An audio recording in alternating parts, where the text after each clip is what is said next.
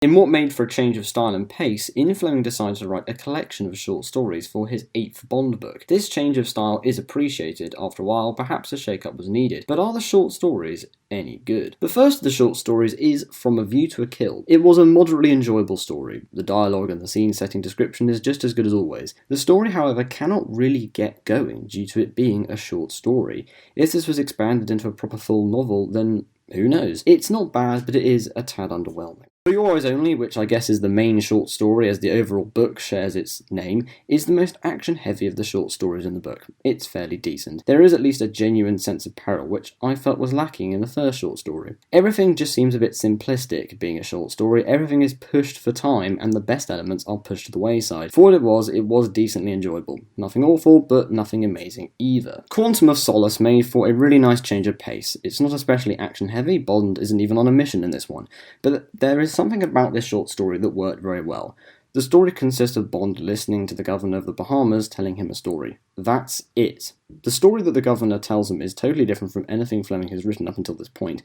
It focuses on a disintegrating marriage. This is arguably the most unconventional Bond story to date, but somehow it works well. Unlike the first two short stories, this one seems to be the perfect length, and while it's not exactly an adventure, it does make for a good change of pace after 7 years of Bond novels. Quantum of Solace may well share a name with the 2008 Bond film, but there are no plot connections whatsoever. Risiko shares similarities with the 1981 adaptation of For Your Eyes Only, so for those who like that Bond film may well enjoy reading this short story. It is written more in line with a traditional Bond story and is certainly an enjoyable read.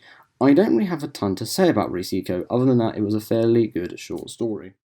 The Hildebrand Rarity was a good read. This perhaps could have, or even should have been, expanded into a full Bond novel, but the version that we got was pretty good. Bond is once again not on a mission, but the way in which the Hildebrand Rarity is paced makes it almost seem that way. This short story is genuinely like a mini-adventure for Bond. The new characters are reasonably well written. Milton Crest is a hugely unpleasant, but also massively grating character. This is done intentionally, and Fleming wrote Milton Crest fantastically. You really grow to hate him during certain sections of this story. Bond doesn't go through any character arc as such in any of these short stories, so we do get a rather 2D iteration of Bond in For Your Eyes Only.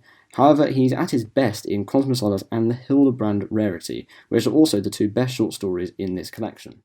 So the collection of For Your Eyes Only short stories is decent. None of the stories are incredible, but the likes of Quantum of Solace and the Hildebrand Rarity were the highlights and best written entries. The rest of the collection isn't bad as such, but they are distinctly average. The change of pace is appreciated, but the short stories make a nice change from the usual Bond formula. By this stage, the Bond novels have been published for some 7 years, so a slight change of pace was understandable. You can even view For Your Eyes Only as an easier read before normal service resumes with the next book. For Your Eyes Only was enjoyable, if a tad underwhelming at times.